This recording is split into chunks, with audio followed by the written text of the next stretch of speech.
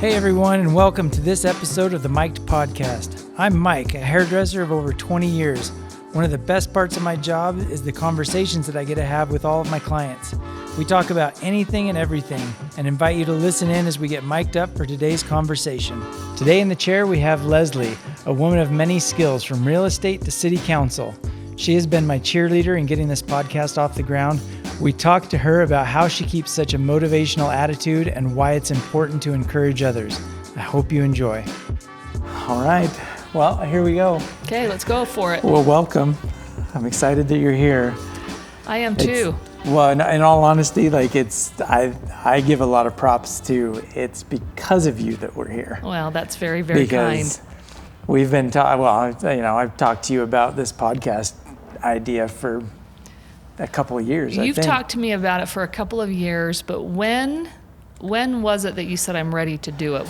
I remember we were at your other salon. Well, I mean, it was that a year ago? 6 months ago? It had to have been at least a year ago, because I was really ready to do it, but I was held up on the microphone with blow dryer, and I was just like, this is because the video sound guys that I had talked to were like, you can't do it. Like, the best way to go about filming this podcast, if you're going to be blow drying, is when you get to the blow dry part, cut all sound and do a voiceover. But I'm like, well, no, because I want the conversation. That's right. That's the whole point. That's what this is about. Is like, this is the people that are sitting in the salon that always wish that they could hear the conversations.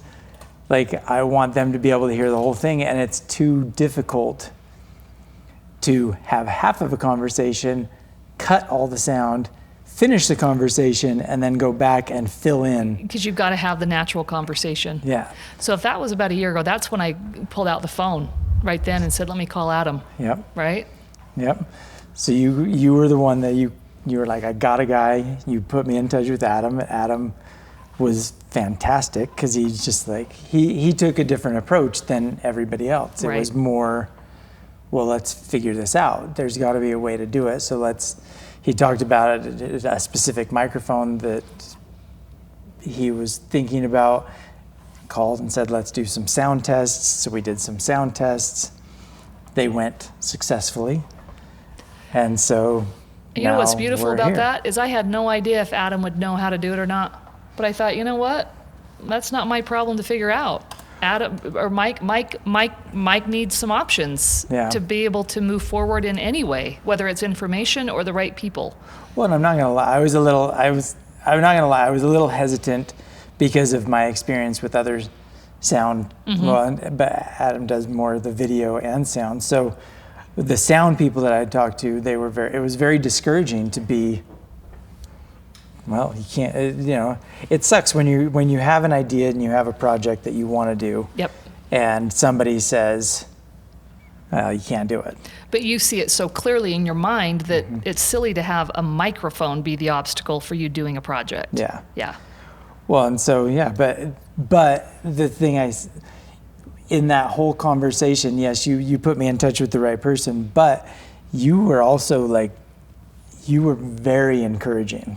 Oh yeah. Along with I've had a lot of people that were like, this is a great idea. Like, why is nobody doing this? This is really amazing. Your level of enthusiasm for it was completely different than most. And it in a sense of like a lot of people look for a mentor or somebody that's going to encourage them. You were that to me in this project. And so I think today, while we're here trimming up your hair and doing all that, I want to go more down the road of why are you that way? What? Because there's been some other stories, and maybe we'll get into them, but there's been other stories that you've shared with me over the years of ways that you have encouraged other people. And it seems very natural. It just seems like, this is what I'm going to do. I mean, I've even talked with Adam about him saying, oh yeah, she's encouraged me to do this. Yeah. We've been involved with a lot of different projects. So I kind of want to get down to what makes Leslie tick and why are you, where does your story start as far as like, how did you get to become such an easy encourager? Because I feel like a lot of people, it's a difficult thing to support and say, you got this, or you can do this, and believe in somebody.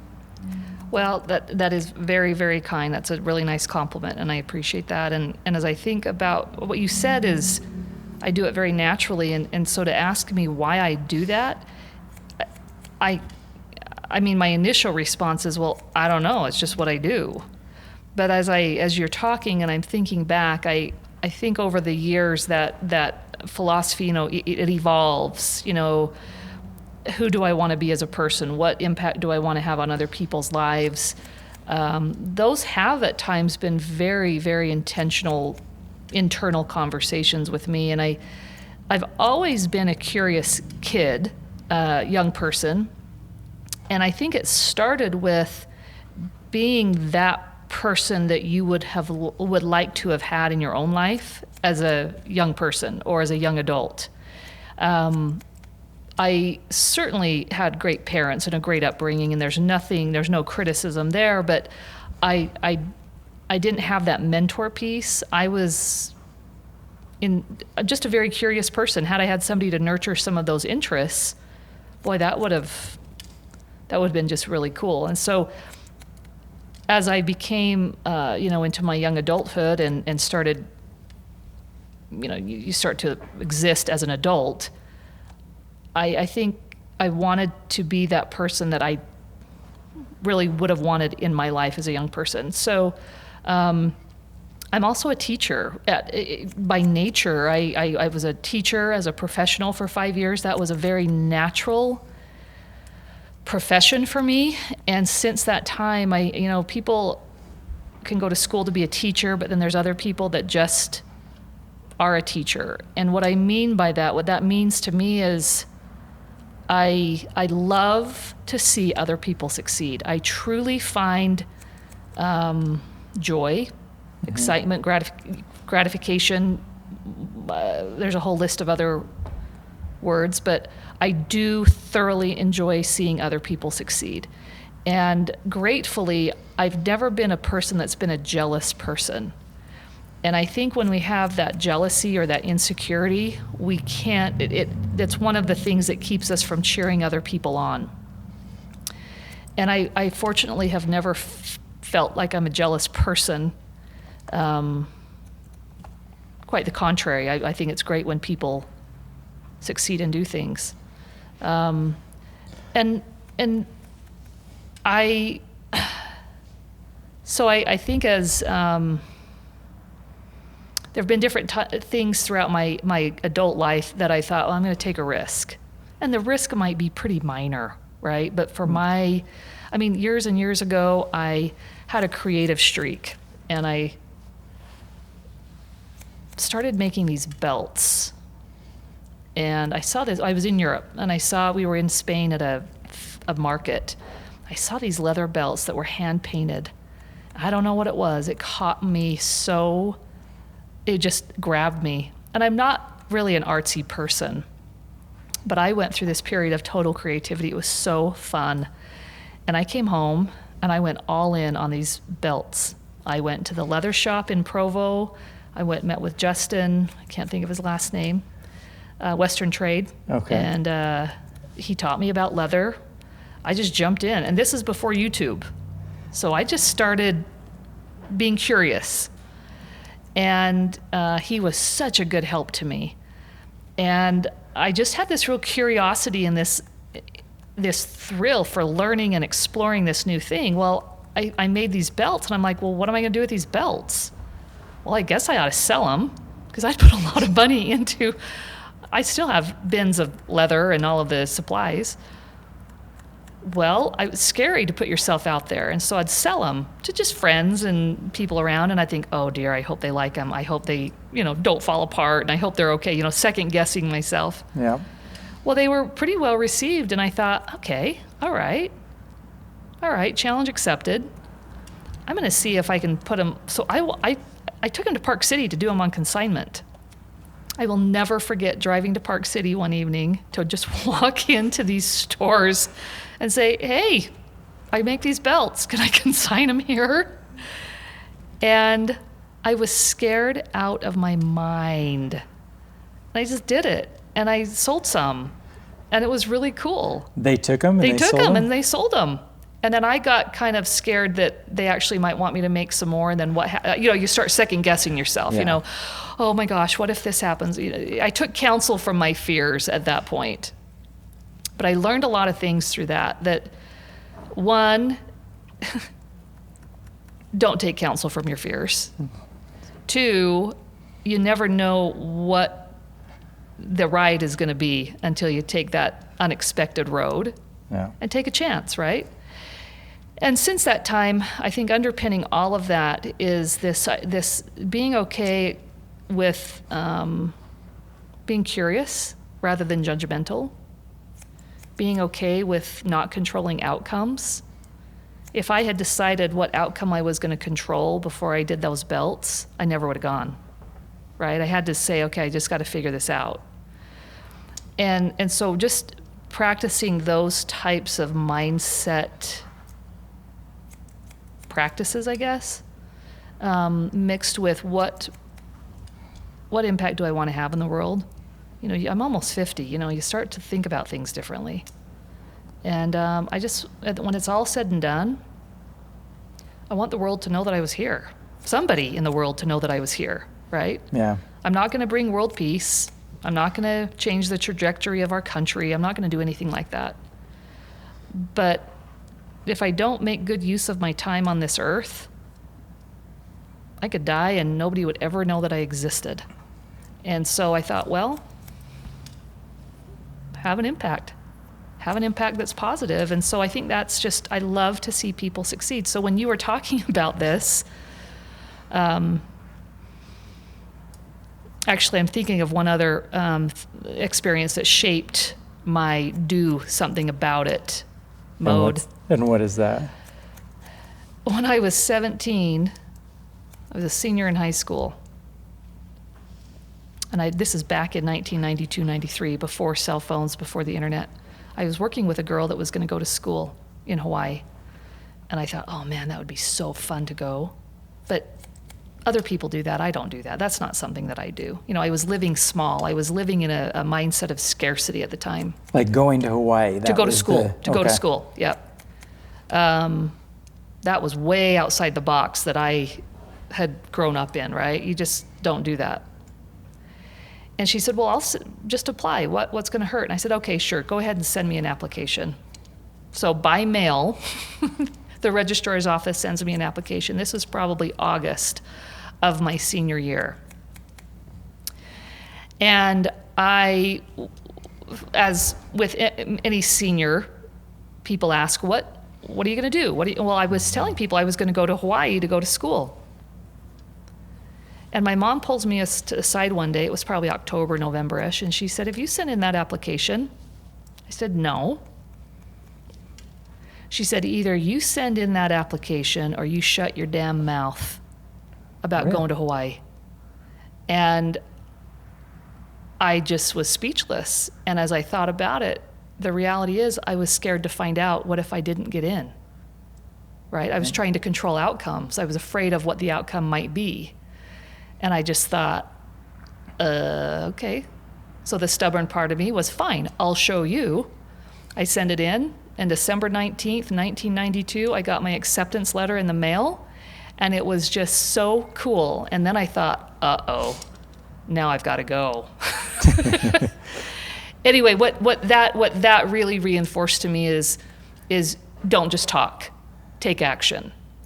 And so I think that's where, when you were talking about it, because you had talked about doing the podcast casually in one way or another for some time prior to that day. Yeah. I could tell that you were pretty serious about it, and you're like, this is the one, you'd made progress. Yeah. This is the one obstacle I can't get over. And I just thought, well, there's multiple ways to conquer obstacles. Let's figure it out, because you clearly wanted to do it. Yeah. And there was only one way to find out if it was going to fly or die, is to try it. Well, and I think you hit the nail on the head. I think people's fear really scares them, in the sense of, I don't want to do it. But that's where somebody just saying, that's a great idea, you should do it. Like, it sounds like such a stupid, simple thing, but it makes the world of difference to somebody who's really questioning themselves, or like, you know, I mean, even your mom saying, just put it in or stop talking about it. Like, oh, well, yeah, I've got it causes somebody to go to action. And well, you know, and I knew too that I know that place of analysis paralysis. You know, there's a point of decision of, I've got to really take a step and conquer this obstacle, or figure out, you know, go head to head with this. The obstacle is the way, right? Socrates said the obstacle is the way. You've got to go through it in order to know. Mm-hmm. And I've been in enough situations where I could, here's the phone number of a guy that can help you with that. Go ahead to call him. There was something inside that thought, no, just call him up right now. Let's get to the bottom of it right now and make the connection. There's an accountability piece there too, right? Yeah. I know that I've done it. You know that I've now made the connection. Mm-hmm. And then I feel like I can now, the next time I see you, hey, where are things at? There's a progress, right? Let's make progress on it. And if it works out, wonderful. And if it doesn't, then you know.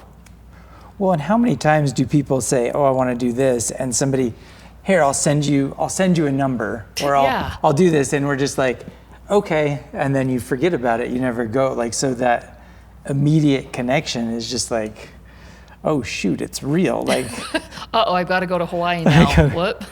Well, here we go, and then the journey's on, but it's that first little step in the process that. Okay, so did you feel that fear then that day when I got Adam on the phone, he was on speakerphone when I was sitting in your chair, were you feeling some of that fear? Oh, I was shitting my pants. Like, it was, but it's just because it is just this like real thing. It's like, oh, I'm talking to somebody that really could make this a reality. And it's like, I have this dream of what I think it should be, but now it's like, I'm actually talking to somebody that can really progress this and make it what in my head, I can see it happening. And it's scary. Like, it's, you know. Okay, and what was scary about it? Was it that gut check of, how committed am I really to this? Or is it scary because what if it fails? What part of it was scary for you?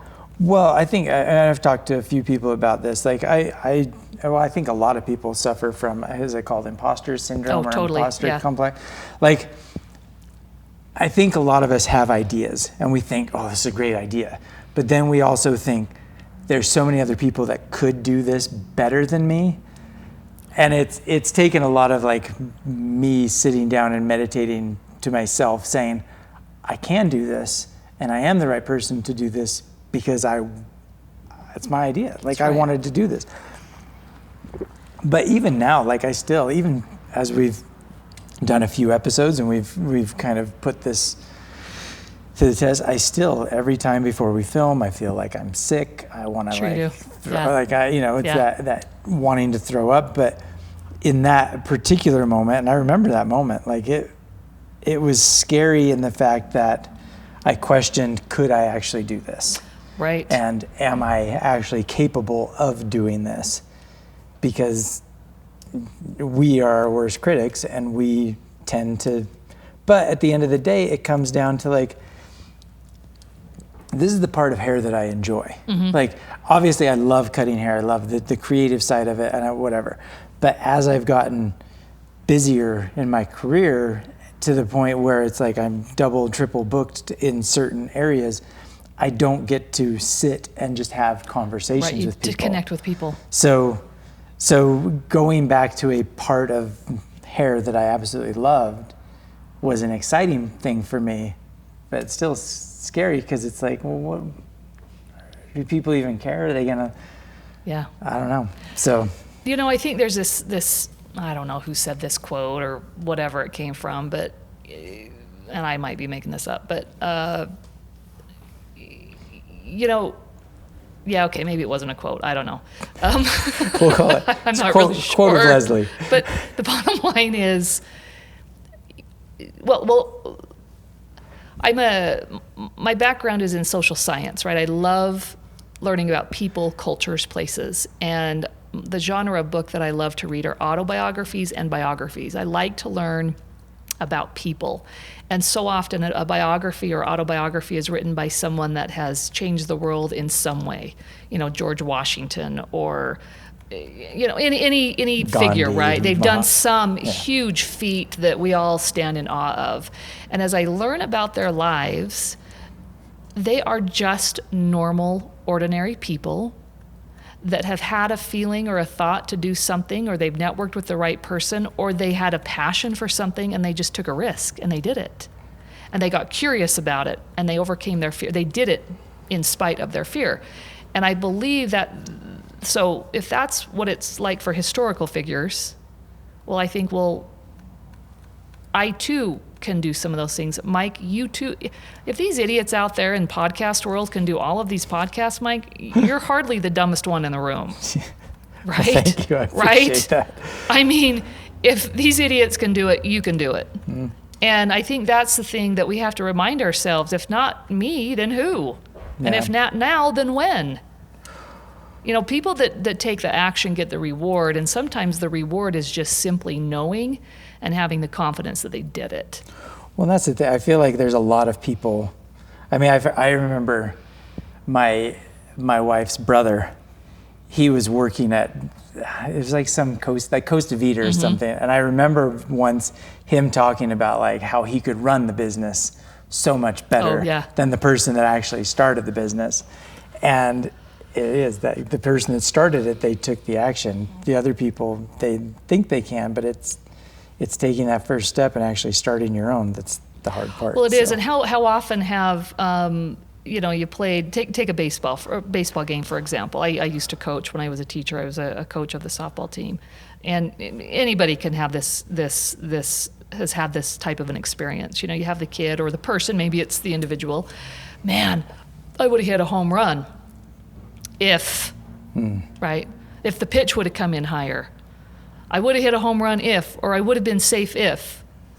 Yeah, but you didn't, right? You didn't swing the bat to hit the home run on that third strike. Yep. You didn't.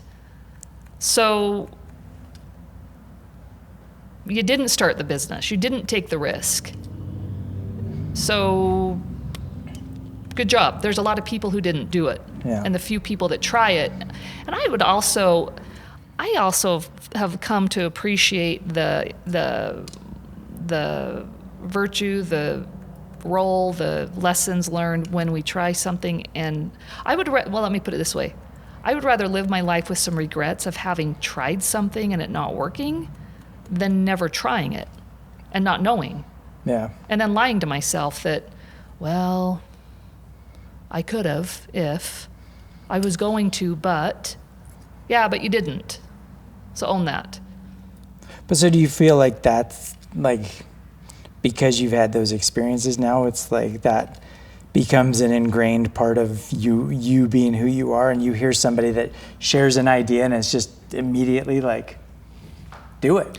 Like, I think so. And I like, and okay, this is the selfish part. I feel good when I help someone, and I feel good when I see someone succeed.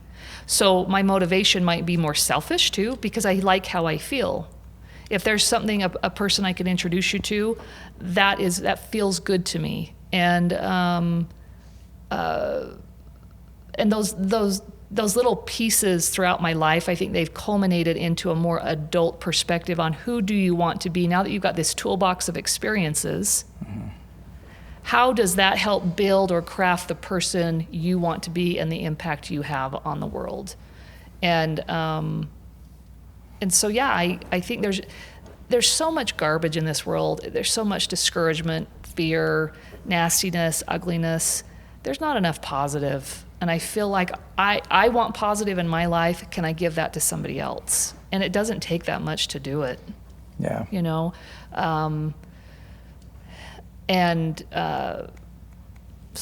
I think it's just putting out into the world something that maybe you'd like to see more of.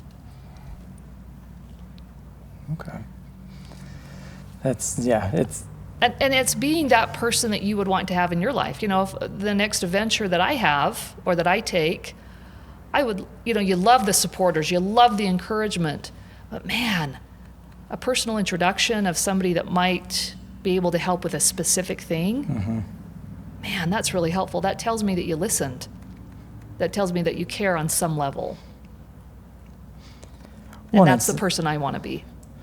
Well, and it's not only, you're encouraging the person with the idea to say, yeah, you can do it, and here's somebody that can help. But by doing that, you're also helping, in this case, you're helping Adam, because now he's got, he's got work, he's got things that he can do. Like it's this cycle of just going around. But I find it hard sometimes to like have that initiative to just say, because I think most people, if somebody were to come to me with an idea and say, hey, I've got this, your approach is like, how can I help? Yes. Or how can I do, like for some or most, I think it would be like, well, I don't want to step on their creative process or what their dream is. Or I don't want to take 5 minutes out of my life to shift what I'm thinking about. So in that sense, like, where do you find that comfort? Is it just because of who, like in this situation, is it because like, oh, I'm comfortable with Mike, or is this just anybody? Like, how do you find that level of, I'm just going to do this because I know? I certainly don't, go down the street and hear people saying what they need, and I'm like, oh, well, let me help you. And that's not realistic, right? Yeah. Clearly, there's a level of relationship, of trust, of knowing you, and wanting you to succeed. And so it's not that I hold that back for only people that have made a certain intrusion into the depths of my emotional self, right? Yeah. But I know, but I think I would like to think that I'm pretty free with people that are in my general sphere. If there's a need, my kryptonite really and truly is when people will say, in one way or another, I need something. Yeah. Or this is my problem, I need help. That I have learned is my kryptonite. And so with every decision, it's okay, how much of this, and I'm quite empathic, and that might come as a surprise to some people who think I'm an ice queen. I'm really not. I just have learned to create some boundaries, or else I start to own very deeply other people's journey, I feel it. I feel the frustration, or I feel the hurt, or the whatever. So I have to create some of those boundaries around it. But I like to. We're all here just helping each other along the path, right? We're just trying to survive and get through life. Well, how can I help you? Because at some point I'm going to need somebody to help me. And but I think if they're your intro, Adam, it's just kind of part of maybe just who I am. It is very natural to me. And it's the person that I want to be. Well, and do you find because there's a few instances that you've gotten into recently where it's like that, you see a need and you fill a need, like old cartoon robots or whatever, that there was a thing on there, see a need, fill a need. Do you find that you constantly are looking? No. Because you have to be aware. It's like, a lot of times, again, we get so stuck on just being on our phone, or we're plugged into different things, so we don't go out and actually listen to what's going on around us. But you must be actively paying attention. That's an interesting question, because my natural state, honestly, is leave me alone and let me live my life. And really?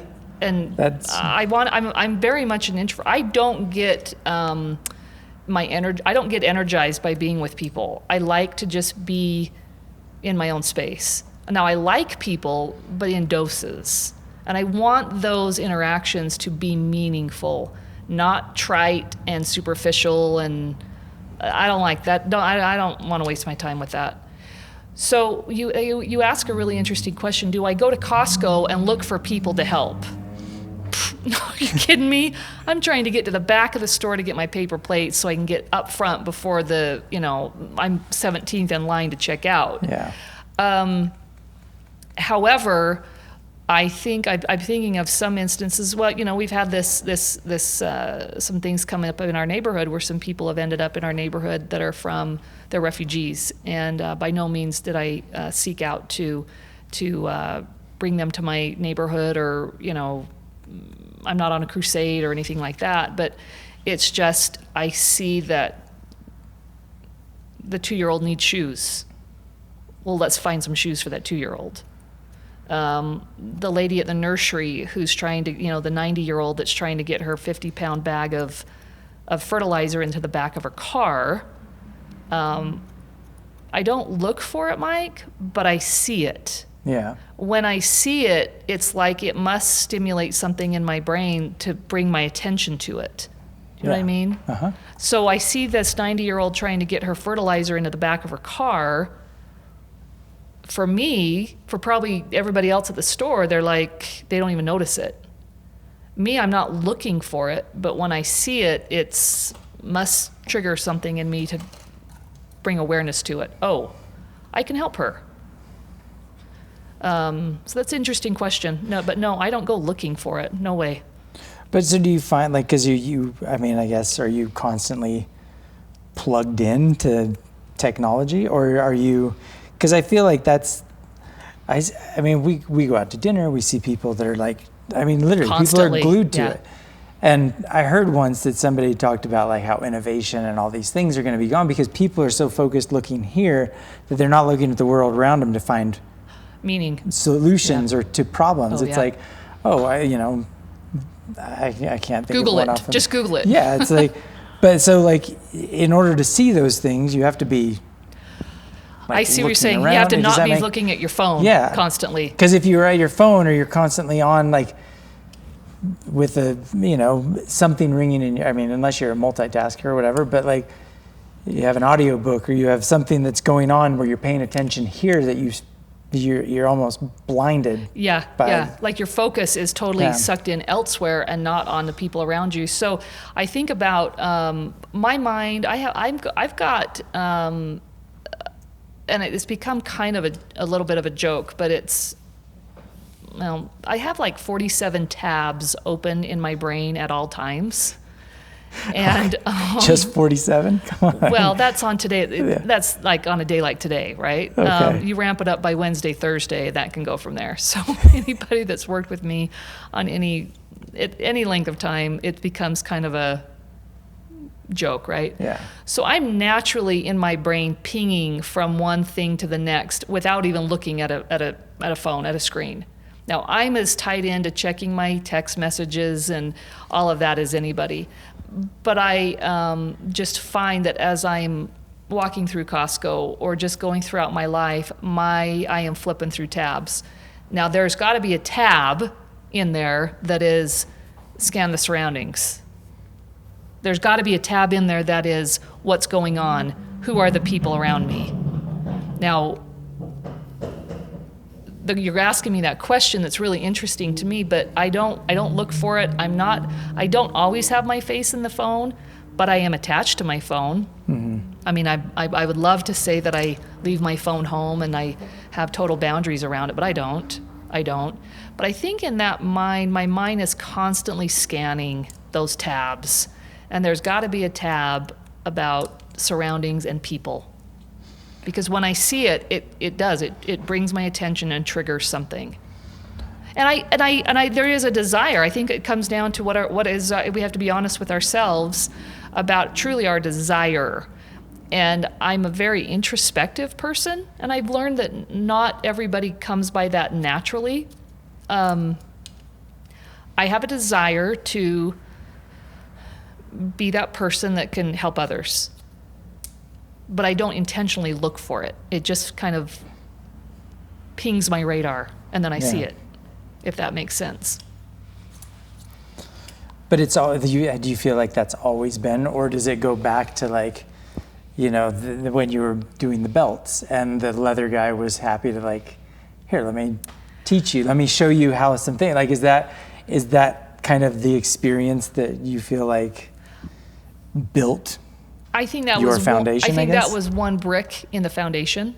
But at that time, I was very consumed with just what I was doing. I mean, I wasn't selfish, and I wouldn't have scoffed at the 90-year-old putting the fertilizer in her car. Yeah. But I certainly would not have gone out of my way to go help her. So yeah, I think those, I'm approaching 50, I'll be 48 next month. Different experiences and different seasons of our lives can teach us different things. They help us develop tools for our toolbox. Now as an adult, a middle-aged adult, I'm looking at that toolbox thinking, okay, I now know how to use this tool. I now see how this tool has helped build this part of who I am. So we have to come to a place, a person has to come to a place where they're at peace with themselves and inside themselves before they can look outward. Mm-hmm.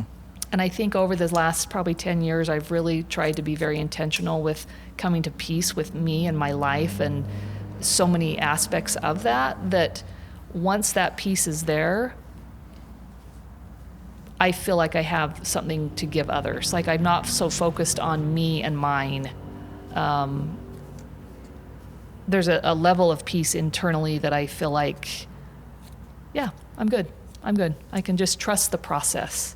And be willing to just contribute some good into the world and just trust the process. I don't know if that makes sense, but as I've grown and developed as a person, I think that's enabled me to be more outward looking and comfortable with it. Not judging me, not judging them, just helping it become part of who I am. Yeah. So it just becomes intuitive. And I'm not going to run across the parking lot. I keep using Costco. I was just there this week. But, I'm not going to like run up and down the aisles of Costco looking for somebody that needs help with their groceries. Yeah. But creating that environment internally to nurture and to feed those I think it's seeds that we want to develop. Creating that environment for those things to thrive.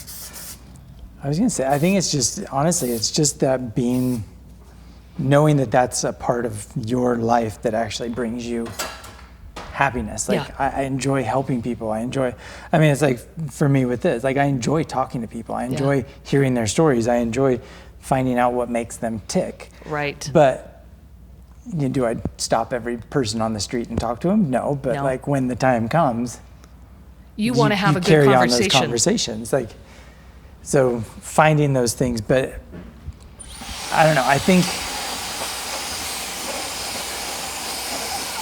you have been very, very good, at least as far as, and it's not like we see each other all the time every day, but the stories that I hear from you, like that is one of the things that you do exceptionally well. So what do you say to somebody what would be your advice if they're like, how do I go about helping people in that sense? How do you? I think it starts with an awareness of I mentioned, you don't start by, you don't try to control outcomes, which you can't control outcomes. But this is an interesting exercise. If you were to go through and think through, and I did this a number of years ago. If I'm on my deathbed and I'm thinking about, my life and I'm reflecting on my life. What do I want to feel in that moment? And what are the things that I think might give me regret? Am I going to be feeling so glad that I made more money and all of these things, these temporal things? Well, I'm probably going to enjoy that I've got a nice house, and that's great. But I suspect I will be reflecting on the regrets that I have, and the gratitude that I have for the moments that I took advantage to help the family that moved into our neighborhood and help their kids get into school. I think I'm going to be grateful for that. I'm going to be grateful that I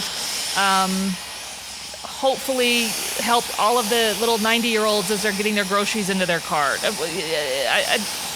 Those are the kinds of things that you have to be really intentional and honest with yourself about, and not being afraid to go to that place. I think it can be really scary for some to be that reflective, that self-reflective and introspective, because there's a lot inside that maybe we're not happy about and we don't know how to change it.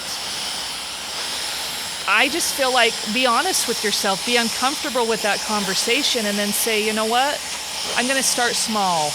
It doesn't have to be great things. You just simply think, clean your own house first, and then you can clean other people's house. Then you can help other people. Be honest with yourself about where you're at and where you want to be. What do you want your life to be like? And it's not what toys do you want to have. It's that classic, what do you want people to say about you at your funeral? And then be that genuinely.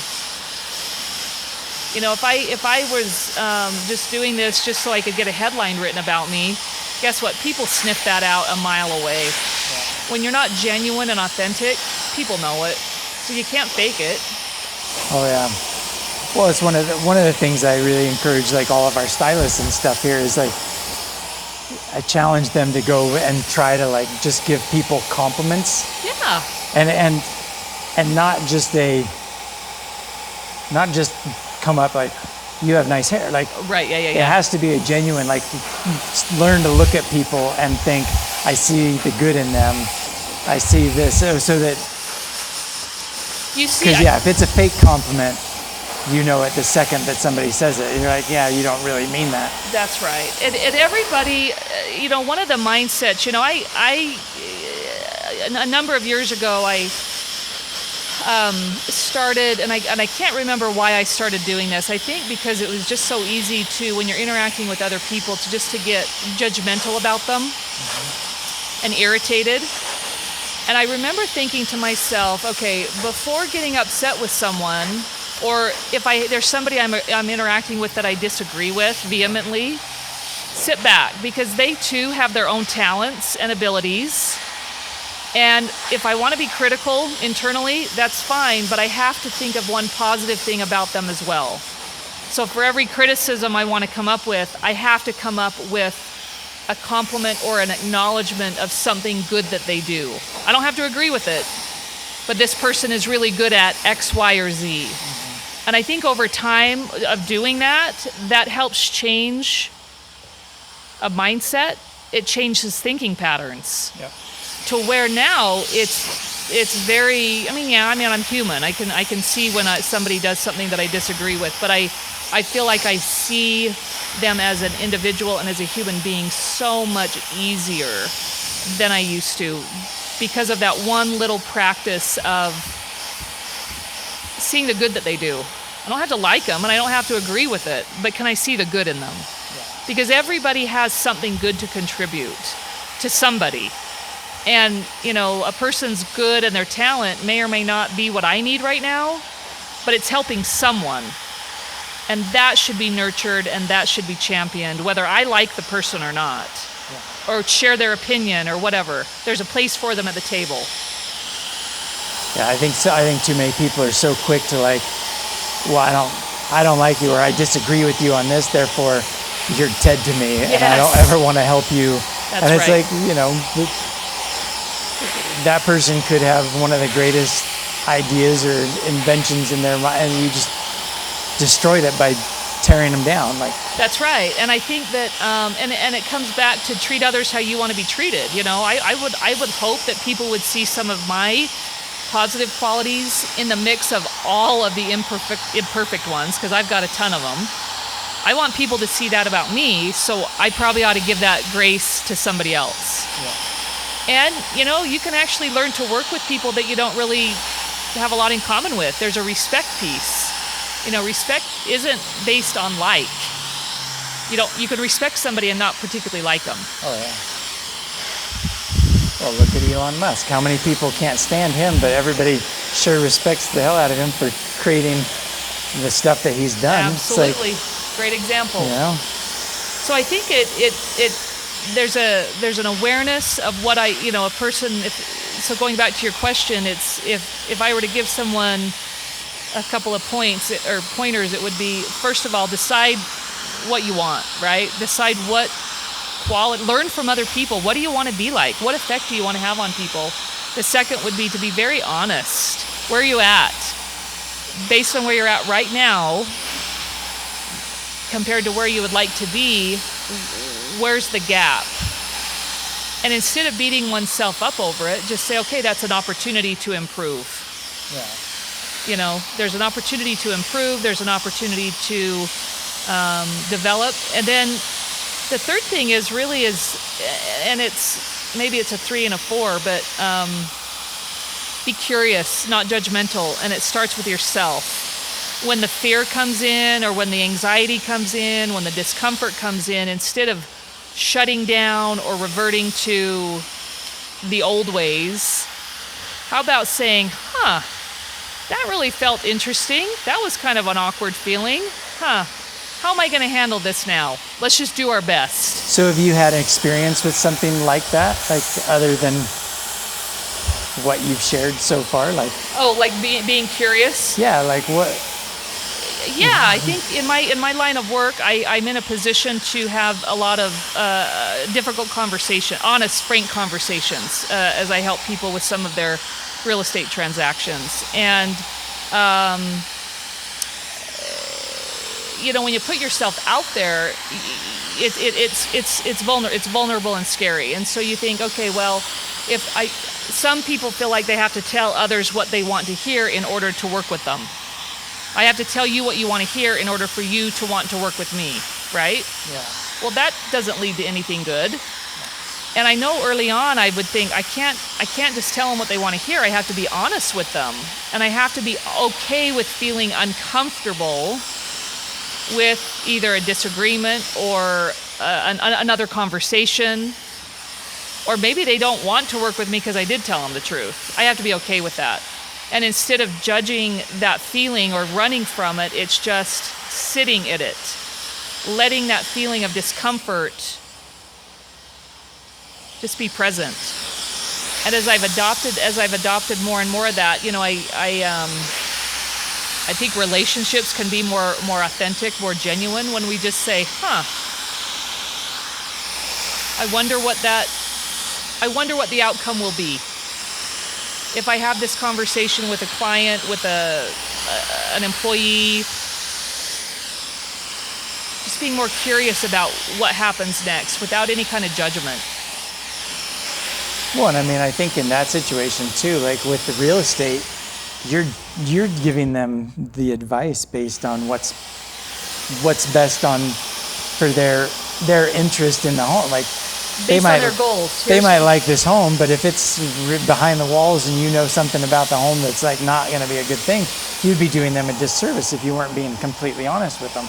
That's right. And so I think being curious and not controlling outcomes, it's you win some, you lose some, but like you, okay, take the leap into this podcast world. Yeah.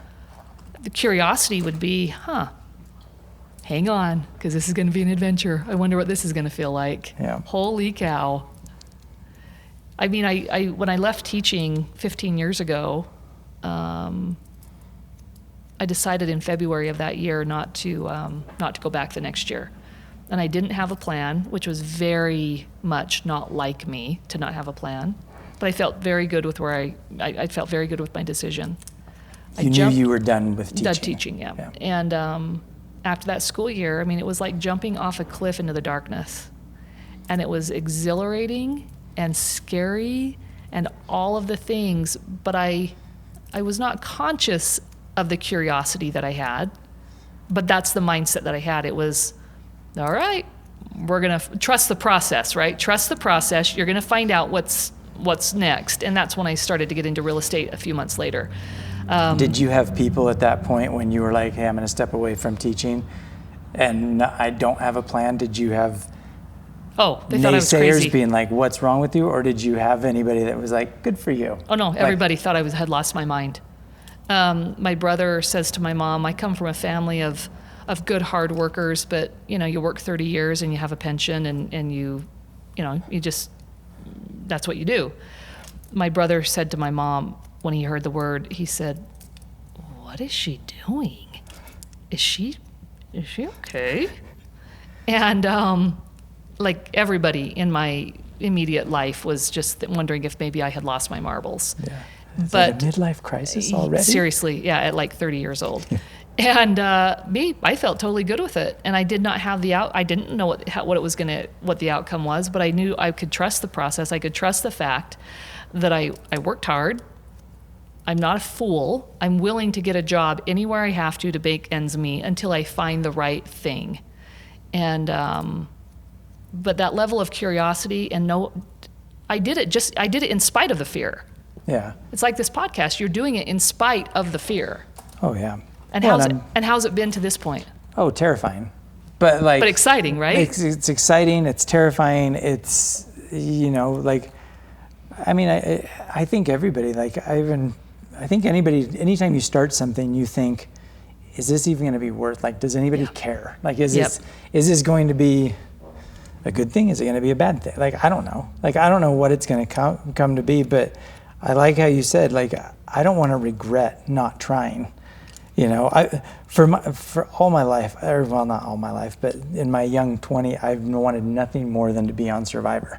Oh, yeah. I think that would be one of the greatest joys in the world is to get on Survivor. But obviously there's a bazillion people trying out, and I'm not great on audition tapes or whatever, but I've tried out for Survivor 4 times now. Uh-huh. And I've never made it, but I still try. But you because tried. I don't want, and I've had this conversation with people, I don't ever want to not try. That's right. Because if you don't try, you'll never do it. But if you try, at least you can learn from it and make, You get in the batter's box and you swing at every pitch. Yep. And you say, I don't know if anybody's going to care about this podcast. Well, you know what, Mike? Quite simply, in a very simple way, the fact that you acknowledge something that I did so naturally without thinking twice about it, that it made such an impact on you and an impact that you wanted me to come and be here. Yeah. That means something to me, because I'm just living my life doing what I do, and things that happen or occur so naturally without us thinking about it, we don't think much of it. Right? But little did I know that made such an impression on you. Oh yeah. Oh no. I think that you had you not been in the salon that day and said, made a connection, or at least even before that, because we talked about it before, you have always been very, very encouraging about it. And again, there's some people that, again, they don't agree with it, or they don't think that it's right or whatever. So they give you their criticism, and they say, well, that's not going to do very well, or what are you thinking? And they kind of stick their nose up, why would you do that? But I've also learned over the years that a lot of times the people that are discouraging like that are also the people that would never make that first step on their own. They're living in fear in their own lives. So, what's that saying? Misery loves company? Yeah. They don't want you to go do it because they're living small in their own lives. Yeah. And I think that's the bottom line, really, is understanding what a scarcity mindset is and what an abundant mindset is, and not projecting my fear onto you. Finding inspiration in people that are doing hard things and scary things, because that helps me feel more confident to do it. I can relate to somebody that has taken a risk and done scary things. I don't want to relate with people that stay small, right? And live in that fear and scarcity. But and when there's abundance, right, Mike? When there's abundance, you go out and have success. There's plenty of space for me to have success too. Yep. Right? In whatever I do. Oh yeah. Well, and that's the thing. I think sometimes we get so hung up on and I think now with the way the world is, it's very self-serving. Everybody is very much interested in themselves first, which is great, to an extent. You've got to take care of yourself first, but I feel like it's getting to the point where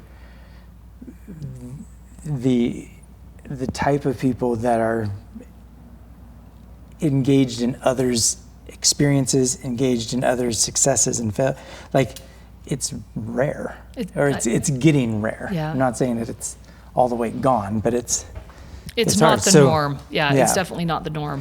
So again, going back to when we even first started talking about it, like I've never once had you give any kind of negative criticism of it. It's always been encouraging. But I also know that if there was something in this realm that I was questioning and like not sure of, if you were like, yeah, that's not a great thing, you would tell me, but it would be told out of concern for the success of it, not just to be a jerk. If that makes sense. Yeah, and I think that's a really important distinction. It's because when you care deeply, you can criticize sincerely, right? You can give that feedback honestly, and it's received honestly. It would be simply, hey, just be cautious about this. Go for it, but be cautious, or whatnot. But well, I used to think that's what all celebrities. A lot of celebrities, you always hear that they have their yes men, the people that just tell them yes for everything. They need to find somebody that will really be. They need their their best interest man, not just. Well, and too, I also know that that fear, that naysaying, all of us have that little gremlin inside of us. And even when we've talked about it, Mike, I know you've had those. Oh yeah. Just because you're a human being, I don't need to pile on. You've got enough of that. Yeah. So let's not take counsel from our fears. That's great advice.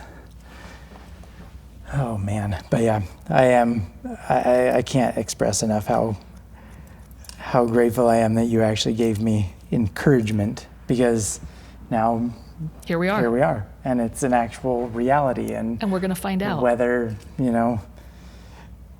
hopefully people will watch and love it, and that'll give me the opportunity to find more people that have more stories and more information that can be beneficial to people, because I really think like everybody has something to share. Totally. A lot of times people don't think they do, but you just have to ask the right questions to get them to share it. And if you ask in a way that is, of genuine concern or genuine interest, people will tell you. And you have that ability in spades. You're very genuine with that, the way you ask questions and the conversation around it. And you want to put something good back into the world. This is a good project. Yeah. And I think I want to support things that put good things back into the world. So, but you are very, very authentic. That's a gift that you have, to ask questions and you care. You are sincere about wanting to know and to connect. Well, and hopefully, like you said, I'm not the dumbest one out there.